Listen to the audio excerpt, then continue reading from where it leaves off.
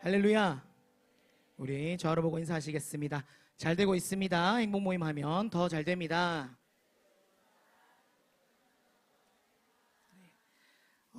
진짜 행복 모임 하면 잘 되는 줄 믿습니다.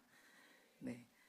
가정의 달인 5월도 벌써 절반을 지나가고 있습니다. 5월은 가정의 달이라는 이름 말고도 뭐 어린이날, 어버이날, 뭐 스승의 날 이런 기념일을 기념하기 위해서 또 행사가 많다고 행사의 달이다 또는 축제의 달이다 라고도 하는 말이 있죠. 저희도 행사가 많았죠. 주니어 초청 축제도 있었고 또 어버이 주일 예배도 있었고 야외 예배도 있었습니다. 매주 특별한 행사들이 있었던 것 같아요. 어린이날, 어버이날이 지나면 또 다른 날이 하나 있죠. 무슨 날인지 아시겠습니까 혹시? 스승의 날입니다. 네. 지난 주일에 그래서 저희 또 다 같이 담임 목사님께 감사를 표현했었습니다. 근데 이제 스승의 날 당일이 지난주 금요일이었습니다. 그래서 이제 금요일 당일에 저희 이제 부교역자들 또 간사님들 같이 그래도 오늘이 스승의 날 당일인데 우리 담임 목사님께 이렇게 좀 작게라도 이벤트를 해드리면 어떻겠냐라는 이야기가 나왔어요. 그래서 이제 지난주 금요일이 또 마침 저희 이제 여름 수련회 그 수련회 장소를 이제 사전 답사 갔다 오기로 했던 날이어서 좋다. 그럼 우리 이제 그 답사 장소 가는 길에 휴게소에 들려서 밥을 먹을 때 그때 목사님께 이렇게 약간 이벤트를 해드리자 이렇게 해서 이제 목사님은 간사님들과 이제 먼저 차 한 대로 이동을 하셨고 이제 나머지 저희 교육자들이랑 성령 간사들이랑은 이제 대구에서 출발할 때 작은 케이크 하나랑 또 여기 가슴에 달아드릴 꽃 브로치를 하나 사서 이제 떠났습니다. 그래서 이제 휴게소에 도착을 했어요. 목사님은 이제 먼저 출발하셨으니까 휴게소 식당에서 식사를 하고 계셨습니다. 그리고 이제 저희는 이제 도착을 해서 이제 스타렉스에서 우르르르 다 내려가지고 이제 차 앞에서 케이크를 꺼내고 이렇게 맨 앞 사람이 케이크를 들고 목사님이 계시는 식당을 향해서 이렇게 우르르르 이렇게 움직이기 시작했습니다. 근데 이 맨 앞 사람이 식당 가는 그 식당 입구를 잘못 알아가지고 잘못 간 거예요. 그래가지고 이렇게 가다가 여기 아니다 그래가지고 뒤돌아가서 다시 이렇게 식당까지 막 갔단 말이죠. 그러니까 지금 생각해보면 이 다른 사람들이 봤을 때 얼마나 이게 수상해 보였을까. 이 검은색 승합차에서 사람들이 우르르 내리더니 갑자기 케이크를 준비하더니 우르르르 이렇게 몰려다니는 이 그림이 정말 웃겼겠다라는 생각을 했습니다. 그래서 이제 식당에 들어갔어요. 식당에 들어가니까 목사님 저희를 보셨거든요. 근데 케이크를 못 보셨나 봐요. 그래서 왔나 밥 먹어라 이러시는데 이제 갑자기 저희가 케이크를 목사님 앞에 탁 내밀면서 축복성을 막 부르기 시작하니까 목사님이 어쩔 줄 몰라 하시는 거예요. 너무 좋아가지고 너무 좋아하시더라고요. 그래서 이제 저희가 이제 목사님 가르쳐 주신 대로 항상 축복할 때는 이 손가락을 콧구멍에 넣으라고 하시잖아요. 그래서 이렇게 해가지고 다 같이 이제 목사님 앞에서 하나님께서 이렇게 축복성을 불러드렸어요. 그리고 이제 가슴에 꽃 브로치까지 딱 달아드렸습니다. 목사님 너무 좋아하셨습니다. 네, 저희는 뭐 그렇게 생각했습니다. 그리고 이렇게 이벤트를 준비한 저희도 스스로 만족을 했습니다. 이 정도면 성공적인 이벤트였다.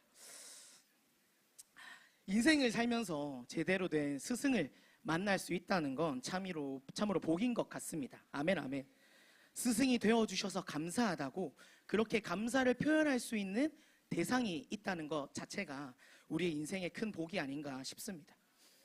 먼저는 우리 영혼의 스승 되신 예수님이 있어서 감사하고 또 한 발자국 앞서서 먼저 제자가 되셔서 우리의 눈앞에서 스승이 되어주신 담임 목사님이 계셔서 참 감사합니다. 참된 스승을 만난 제자는요 자연스럽게 그 스승을 닮아가고자 합니다. 가르쳐 주신 대로 본을 보여주신 대로 그렇게 살아가기 위해서 제자는 애를 씁니다. 근데 그것이 참 쉽지만은 않다는 것을 저는 요즘 많이 느끼고 있습니다.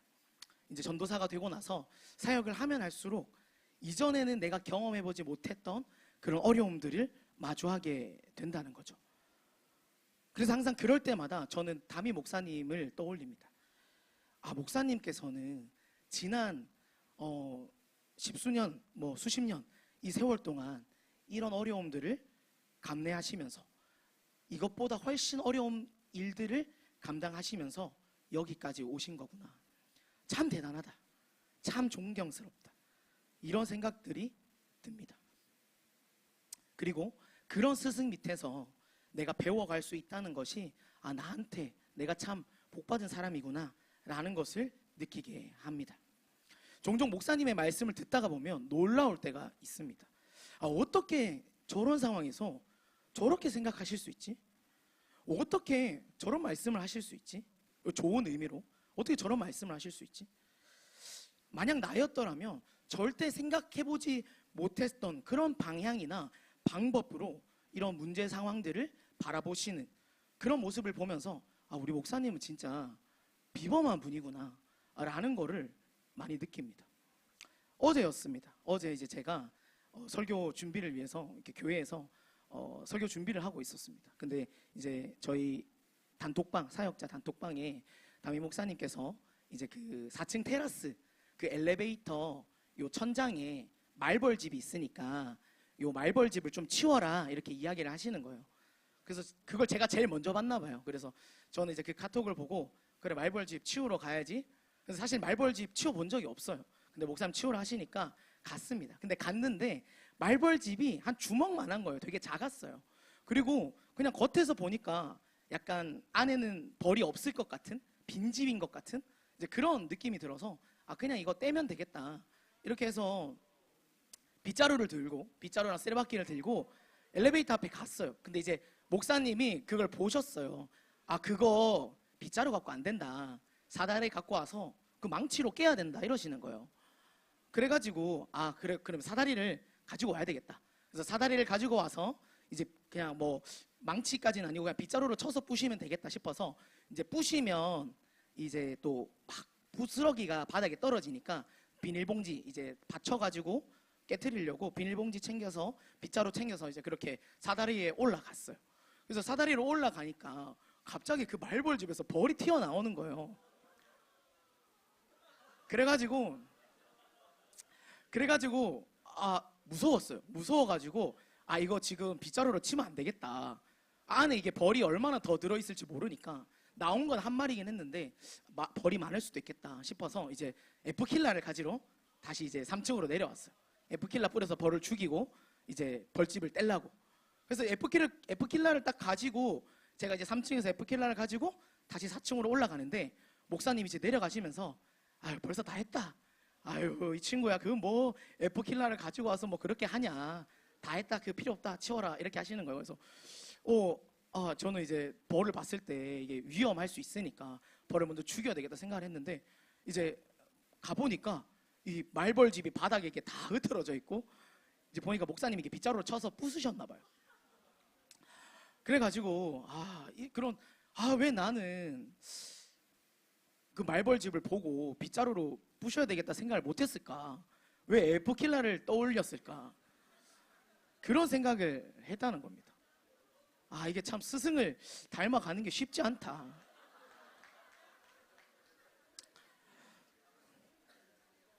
우리 목사님 참 비범하다 이런 생각을 한다는 겁니다. 스스로 목사님의 제자를 자청하면서 따라가는 입장에서 왜 저렇게 하지 못할까? 왜 나는 저렇게 생각하지 못하지? 왜 나는 같은 상황에서도 이거를 목사님처럼 바라보지 못하지? 이런 생각들이 종종 들 때가 있다는 겁니다.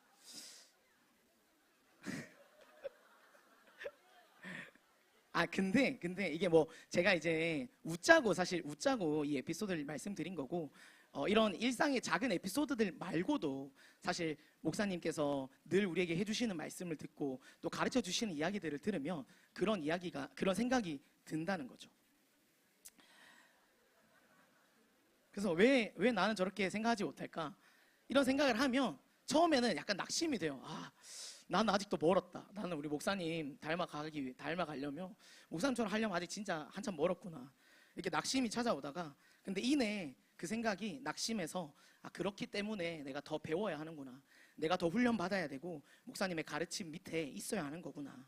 그리고 그렇게 가르쳐 주실 수 있는 스승이 있어서 참 감사하다. 이런 것들을 느낀다는 거죠. 참된 스승 밑에 있는 참된 제자라면 스승의 가르침대로 100% 살아낼 수는 없을지언정 그렇게 살고자 하는 마음을 품고서 애를 쓰는 것이 당연할 것입니다. 아멘, 아멘. 스승과 같은 말, 같은 마음, 같은 뜻을 품고 달려가고자 하고 계시죠, 여러분? 아멘, 아멘. 잘 달려가고 계시죠? 네, 저도 부단히 애를 쓰고 있습니다. 그러나 아직도 참 많이 부족한 것 같습니다. 오늘 설교의 제목을 제가 동상이몽이라고 지었습니다. 동상이몽, 직역하면 같은 침대에 누워서 다른 꿈을 꾼다라는 뜻인데요. 그 의미를 좀 더 풀어보자면 같은 상황 속에 있으면서도 서로 다른 생각을 한다는 것입니다. 마치 같은 말벌집을 보고서 F킬러를 떠올렸던 저와 빗자루로 때려잡아야 되겠다고 생각하신 목사님, 이게 바로 동상이몽이 아닐까. 스승과 제자의 동상이몽. 좀 씁쓸한 이야기이기도 하지만 네, 아무튼 다음엔 저도 한번 때려잡아 보도록 하겠습니다. 네. 아까 말씀드린 것처럼 그 말벌집 이야기는 일상의 작은 에피소드 속에서 스승과의 동상이몽이지만 사실 이런 차이가 가장 우리에게 크게, 이 스승과의 동상이몽이 가장 크게 뼈저리게 느껴질 때는 바로 영적인 이런 문제 상황을 맞닥뜨렸을 때인 것 같습니다. 성도님들도 그런 경험을 해보셨으리라 생각합니다. 어떤 문제나 답답함을 가지고서 담임 목사님께 이 문제를 가지고 나가서 상담을 하다 보면 나는 당장 눈앞에 닥친 이 현실의 장벽 때문에 거기서 앞에서 넘어져서 좌절하고 있는데 목사님은 전혀 다른 이런 영적인 시선으로 그 문제 상황을 바라보시고 진단하시고 하나님의 더 크고 넓은 그림을 우리에게 보여주실 때가 있다는 것이죠. 아멘, 아멘. 오늘 우리가 읽은 본문 속에서도 바로 이런 스승과 제자 사이에 영적인 동상이몽이 기록되어 있습니다. 그것도 우리의 영원한 스승이신 예수님과 그분의 제자들 사이에 일어난 일입니다. 같은 시간, 같은 사마리아 땅 우물가에 있었음에도 예수님과 제자들 사이에는 도대체 어떤 동상이몽이 있었을까요? 우리 함께 본문을 살펴보도록 하겠습니다. 31절 말씀을 함께 읽어보겠습니다. 시작. 그 사이에 제자들이 청하여 이르되 랍비여 잡수소서. 오늘 본문은요, 제자들이 예수님을 향해서 음식을 권하는 장면으로 시작하고 있습니다. 본문에서는 그 당시 시공간적 배경을 설명하기 위해 그 사이에 라는 단어로 그 시공간적 배경을 나타내고 있습니다. 단순히 시간적인 배경을 나타내기 위해서 기록되었다고 볼 수 있겠지만 사실은 이 그 사이에 라는 단어에는요, 그 이상의 의미가 담겨져 있습니다. 그래서 그 의미를 우리가 알기 위해서는 이 앞전에 어떤 상황이 있었는지를 살펴볼 필요가 있습니다. 오늘 본문 앞에 기록되어 있는 이야기는요, 사실 여러분들 잘 아시는 사마리아 여인의 이야기입니다. 모르시는 분들을 위해서 앞에 상황을 잠깐 이야기하도록 하겠습니다. 예수님은 바리새인들이 이제 예수님께서 세례 요한보다 더 많은 이들에게 세례를 베풀더라 하는 그런 이야기들이 바리새인들 사이에서 돌고 있다는 것을 아셨습니다. 그러니까 혹시나 이 바리새인들의 시기와 질투로 인해서 예수님께서 사역하는 것에 있어 방해를 받진 않을까, 그리고 분란이 소요가 일어나진 않을까 싶으셔서 유대에 계시다가 갈릴리로 이제 사역지를 옮기시는 과정 중에 사마리아 땅이라는, 사마리아 지역이라는 그 지역에 들리셨어요. 정확하게는 사마리아 지역 안에 있는 수가성이라는 그 성읍에 도착을 했다는 겁니다. 먼 여정을 지나온 예수님의 육신은 피로했습니다. 그리고 예수님을 함께 따르던 제자들 역시 배가 고파서 음식을 사러 이제 그 수가성 동네 안으로 들어간 것이죠. 그런데 그때 제자들이 음식을 사러 동네로 들어갔던 그때 한 여인이 우물가에 물을 뜨러 나왔습니다. 근데 그 시간대는 아무도 물을 뜨러 오지 않는 시간이었어요. 가장 더운 시간대, 아무도 찾아오지 않는 그 시간대에 한 여인이 사람들의 시선을 피해서 물을 기르러 우물가로 나왔다는 거죠. 그리고 이 여인은 예수님을 만나게 됩니다.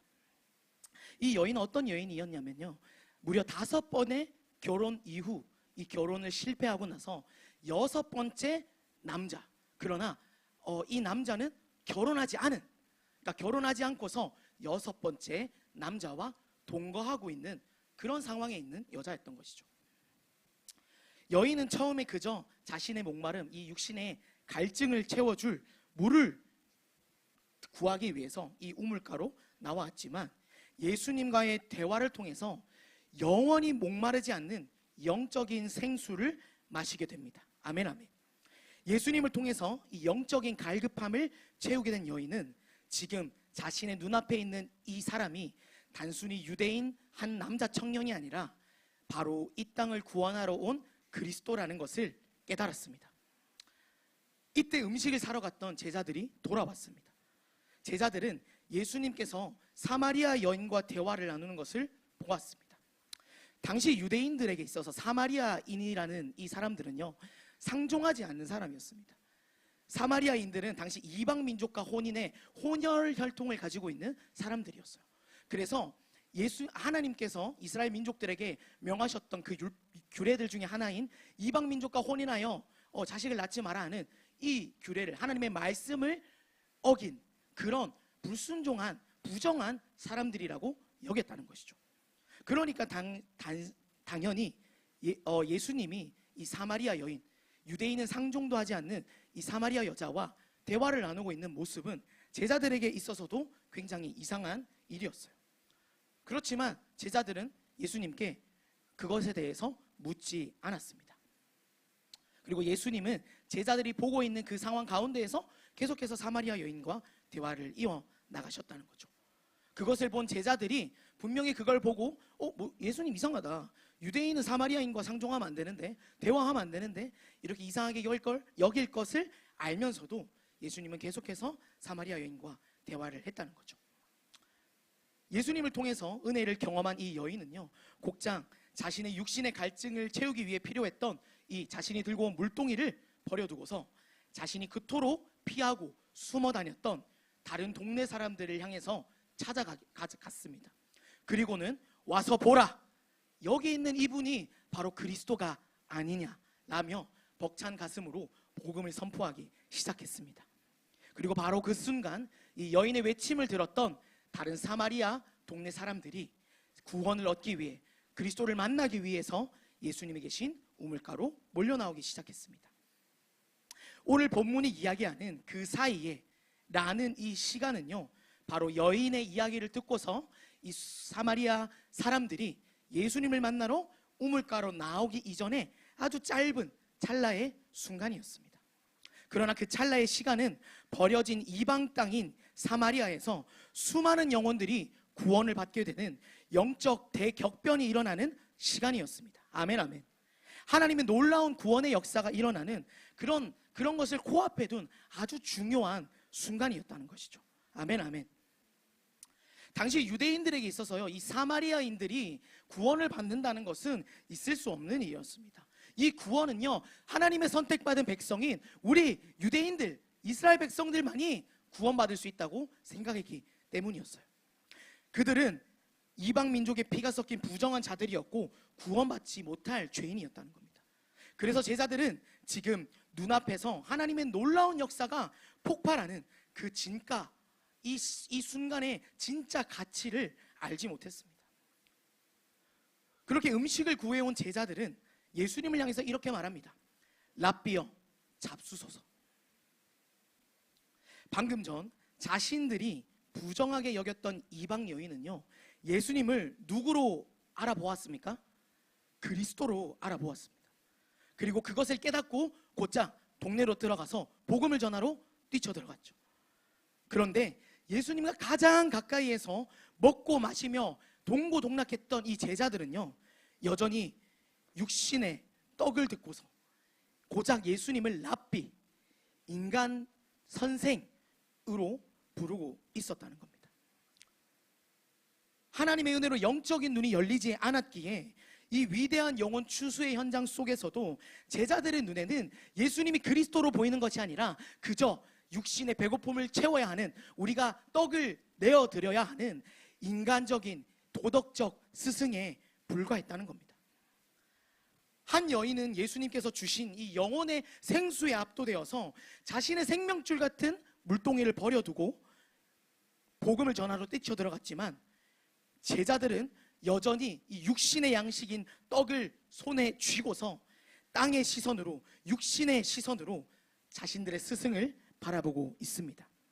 같은 우물가에서 같은 예수님을 두고서 한 여인은 구원자로 예수님을 바라보았고, 제자들은 그저 도덕적 스승으로밖에 보지 못하는 이 철저한 동상이몽. 하지만 이 안타까운 엇갈림은요, 여인과 제자들 사이에만 존재하는 것이 아니었습니다. 우리 다시 한번 31절 말씀을 보겠습니다. 시작.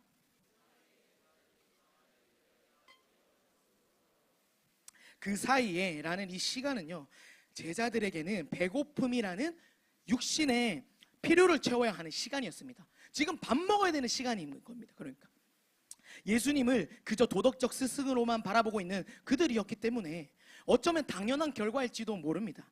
하지만 그들의 스승이었던 예수님이 바라보시는 그 사이에라는 시간은 달랐습니다.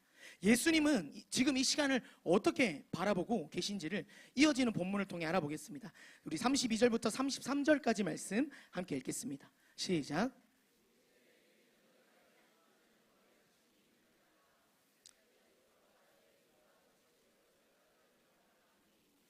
음식을 청하는 제자들을 향해서 예수님은 내게는 너희가 알지 못할 먹을 양식이 있다고 대답하시면서 제자들이 권하는 음식 먹기를 거절하셨습니다. 예수님께는 지금 음식을 먹는 것보다 더 중요한 일이 있는 듯 해 보입니다. 제자들은 예수님의 말을 듣고서는 아니, 우리 말고 대체 누가 예수님께 먹을 것을 갖다 드렸지? 하면서 어리둥절하고 있습니다. 하지만 예수님이 말씀하신 먹을 양식은 진짜 먹는 음식을 말씀하는 것이 아니었습니다. 예수님은 이어서 그 양식이 무엇인지에 대해 말씀하십니다. 34절 말씀입니다. 예수께서 이르시되 나의 양식은 나를 보내신 이의 뜻을 행하며 그의 일을 온전히 이루는 이것이니라. 아멘, 아멘. 예수님은 나의 양식은 나를 보내신 이의 뜻을 행하며 그의 일을 온전히 이루는 이것이라고 말씀하십니다. 즉 자신을 이 땅에 보내신 하나님의 뜻을 행하는 것과 하나님의 일을 온전히 이루는 것이 자신이 먹을 양식이라고 말씀하고 계신 겁니다. 그렇다면 하나님의 뜻은 과연 무엇일까요? 요한복음 6장 39절에서는 그 하나님의 뜻에 대해 말씀하시고 계십니다. 우리 함께 읽겠습니다. 나를 보내신 이의 뜻은 내게 주신 자 중에 내가 하나도 잃어버리지 아니하고 마지막 날에 다시 살리는 이것이니라. 그렇습니다. 예수님을 살게 하고 예수님을 배부르게 했던 그 참된 양식은 바로 하나님께서 영원 전부터 택하시고 자신의 아들에게 맡기셨던 그 영혼들을 단 한 명도 잃어버리지 않고 살려내는 것이었습니다. 아멘, 아멘. 예수님은 당장의 내 육신의 굶주림보다 영혼을 살리는 일을 더 중요하게 여기셨습니다. 유대에서 갈릴리까지 가시며 굳이 유대인들이 피하는 사마리아 땅을 거쳐 가셨던 이유도 바로 여기에 있었습니다. 왜 예수님은 그토록 피곤한 몸을 이끌고서 그 우물가로 가셨을까요? 아무도 오지 않는, 땡볕이 너무나 강해서 아무도 물을 들어가지 않는 그 시간에 왜 굳이 그 우물가로 가셨을까요? 그것은 바로 그곳에 하나님께서 당신에게 맡기신 영혼이 있었음을 아셨기 때문입니다. 아멘. 그 영혼을 살리는 것이 예수님에게는 당장의 굶주림을 채우는 일보다도 훨씬 가치 있는 일이었습니다. 그것이 예수님을 살게 하고 배부르게 하는 영혼의 양식이었다는 겁니다. 여기서 예수님과 제자들의 동상이몽이 나타납니다. 같은 그 사이에 라는 그 시간을 예수님과 제자들은 서로 다르게 바라보고 있다는 것입니다. 제자들에게 있어 그 사이에라는 시간은 어떤 시간이었습니까?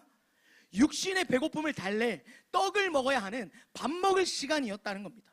그러나 예수님에게 있어서 그 사이에라는 시간은 하나님께서 당신에게 맡겨주신 영혼을 살려낼 구원의 역사가 이루어지는 시간이었습니다. 사랑하는 여러분, 우리는 오늘 우리에게 주어진 그 사이에라는 시간을 어떻게 바라보고 있습니까? 예수님이 음식을 드시지 않았다고 해서 음식을 사와 먹으려고 했던 제자들을 비판할 수는 없습니다.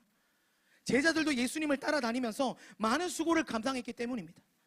예수님을 시기하는 바리새인들 사이에서 그 예수님의 제자들이라고 손가락질 받으며 눈총을 받으며 똑같이 그런 압박과 그런 힘든 어려움 속에서 예수님을 따라다니며 동행했던 것은 사실입니다. 제자들은 그런 시선을 견디며 예수님을 따라 하루 종일 먼 길을 이동해서 이 사마리아 땅에 도착했다는 것이죠. 피곤하고 배가 고팠을 것입니다. 그러니 얼마든지 음식을 사 먹을 수 있죠. 잘못된 것이 아니라는 겁니다. 우리도 마찬가지 아닙니까, 여러분?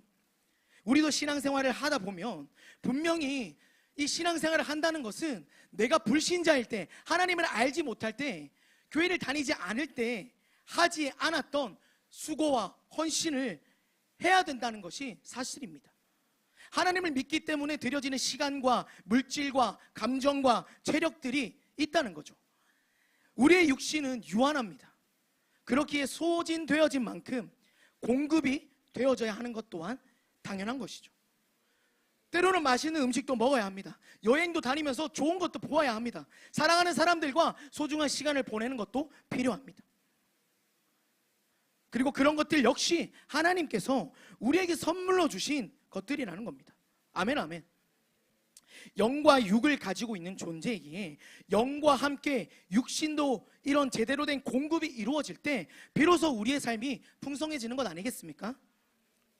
예수님의 말씀은요, 육신의 필요를 채우려고 지금 떡을 먹으려고 하는 제자들을 향해 책망하고 계신 것이 아니었습니다. 오히려 유한하고 피곤한 우리의 일상 속에서 우리를 진정으로 살게 하고 우리를 진정으로 일으켜 세우는 힘이 바로 하나님의 뜻을 행하는 사명에 있음을 깨닫게 하시기 위함이었다는 겁니다. 밥을 먹기 위해서 사는 것이 아니라 하나님이 우리에게 맡겨주신 영혼을 살리기 위해서 밥을 먹는 것, 그 바른 목적을 세워주고 계신 것입니다. 아멘, 아멘. 예수님과 제자들은 그 사이에라는 같은 시간을 바라보며 동상이몽하고 있습니다. 그리고 그 동상이몽의 원인은요, 영의 시선과 육의 시선 중 어떤 시선을 가지고 삶을 바라보고 있는가에 있다는 겁니다. 예수님과 제자들 사이에는 이런 분명한 간극이 존재합니다.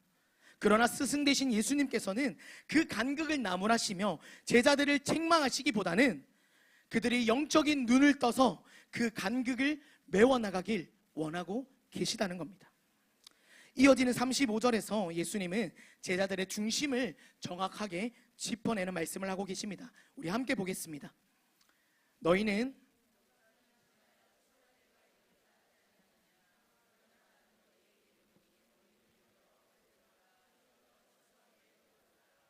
아멘.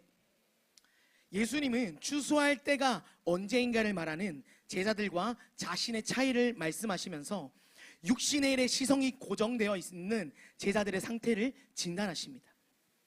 제자들은 추수할 때가 언제 온다고 말합니까? 지금? 얼마가 지나야 추수할 때가 온다고 말합니까? 넉 달이 지나야 추수할 때가 온다고 이야기합니다. 하지만 예수님은 이미 곡식이 휘어져 있는 지금이 바로 추수할 때라고 말씀하고 있습니다. 예수님과 제자들은 서로 완전히 다른 이야기를 하고 있습니다. 누가 틀린 것일까요? 그렇지 않습니다. 예수님이 곡식을 언제 심고 곡식이 언제 있는지 그리고 언제 추수하는지를 알지 못하기 때문에 지금 잘못된 말을 하고 계시는 걸까요? 그렇지 않습니다. 예수님과 제자들의 차이는 추수할 때를 바라보는 시선이 다름에서 오는 것이었습니다. 육의 시선으로 바라보아야 했을 때 추수해야 될 것은 무엇입니까, 여러분? 곡식이겠죠. 그러니 당시 수확기를 정확하게 알고 있었을 제자들의 입장에서 추수할 때가 넉 달이 남았다고 이야기하는 것은 당연한 것이었습니다. 그렇지 않겠습니까? 우리나라도 벼를 가을에 수확을 하죠. 그러면 지금 추수할 때가 언제냐고 여러분들에게 물어보시면 여러분 언제 수확한다고 말씀하시겠습니까? 예, 9월, 10월 가을이 오면 그때가 추수할 때라고 이야기하겠죠. 제자들도 그런 맥락에서 넉 달이 남았다고 이야기한 것이었어요. 하지만 영의 시선으로 바라보고 계시는 예수님에게 추수할 것은 이 곡식이 아니었습니다. 예수님에게 있어서 추수할 것은 바로 당신께서 구원해야 할 영혼들이었다는 겁니다. 아멘, 아멘. 그렇기에 사마리아 여인의 이야기를 들은 사람들이 예수님을 만나러 우물가로 달려오고 있는 바로 지금이 추수할 때가 맞는 거죠. 예수님의 이 말씀은 제자들의 시야가 더 이상 육신의 일에만 머무르지 않고 하나님께서 바라보시는 영적인 차원의 시야로 확장되기를 촉구하는 말씀이었습니다. 너희들의 영적인 눈을 들어서 세상을 바라보아라. 아직도 이렇게 구원받아야 할 영혼들이 많이 있다.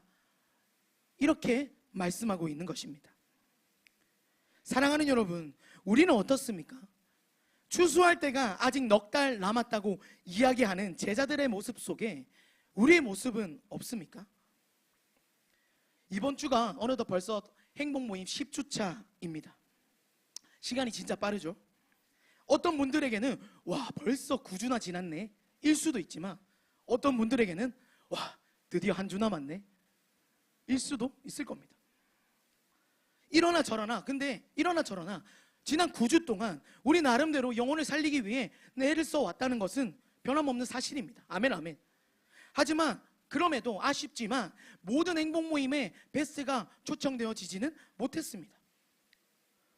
그래서 이 시기를 지나가게 되면 이런 생각이 우리에게 찾아올 때도 있습니다.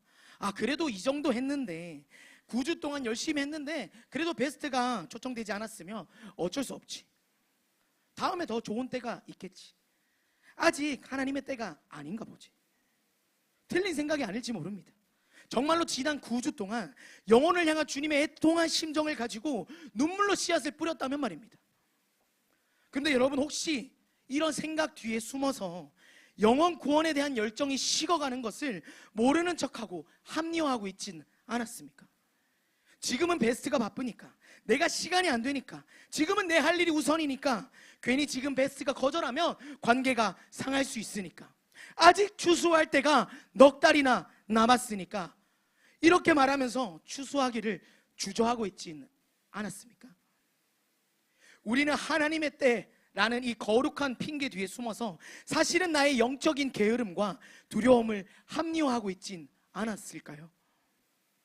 사랑하는 성도 여러분, 만일 우리의 시선이 우물가의 제자들처럼 여전히 땅의 일, 육신의 일에만 머물러 있었다면, 이미 눈앞에 휘어져 추수할 영혼들이 넘쳐나는데도 차일피일 추수할 때가 넉 달 남았지 하며 미루고 있었더라면, 오늘 이 시간 우리 영혼을 흔들어 깨우시는 우리의 스승 되신 예수님의 음성을 들을 수 있기를 간절히 소망합니다.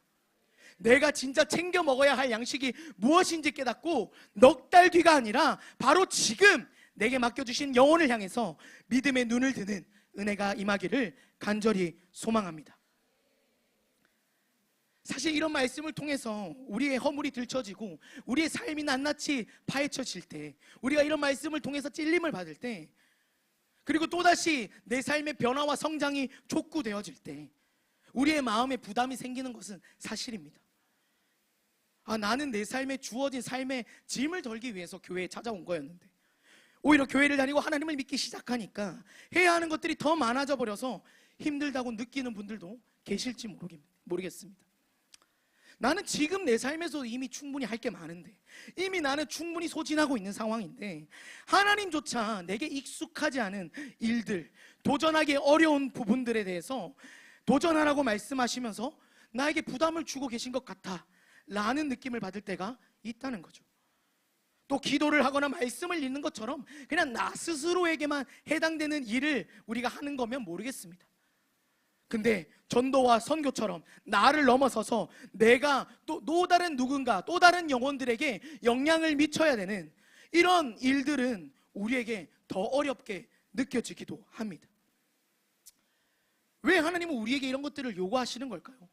왜 하나님은 나는 쉼을 얻고 싶어서, 나는 짐을 내려놓고 싶어서 오늘 이 자리에 나온 건데, 왜 하나님은 이거 한번 해봐라, 저거 한번 해봐라, 양육 들어보자, 행복 모임 해보자, 사역 한번 해볼래? 이렇게 우리에게 말씀하고 계시는 걸까요?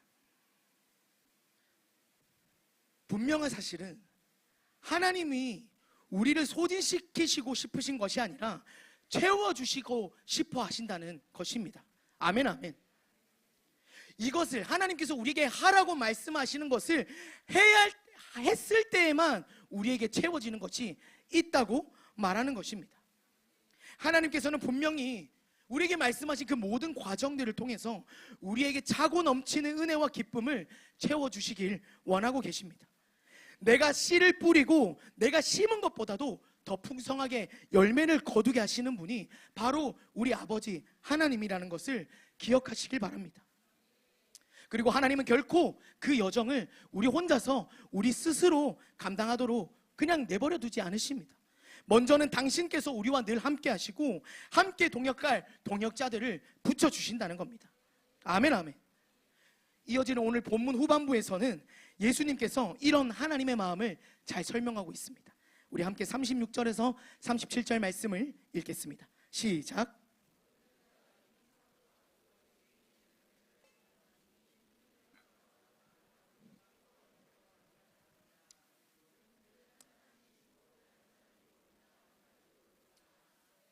아멘. 네. 내가 너희로 노력하지 아니한 것을 거두러 보내었노니 다른 사람들은 노력하였고 너희는 그들이 노력한 것에 참여하였느니라.